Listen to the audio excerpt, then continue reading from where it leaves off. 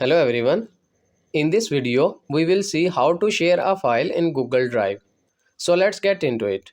First of all, let's open Google Drive on your computer screen and navigate to the particular file that you want to share.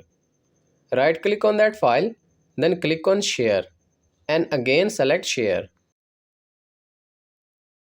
A new tab will open up on your computer screen.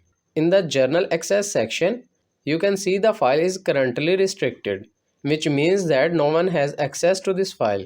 Click on Restricted and select the second option, which is anyone with the link. Before sharing, you can select the role of the viewer. If you want to give them complete access to the file, then make them an editor. Once you select the role of the viewer, click on Copy Link and then click on Done. That's it. This is how you can share a file in Google Drive. I hope this video is helpful for you. For more information, please subscribe our YouTube channel and thank you for watching.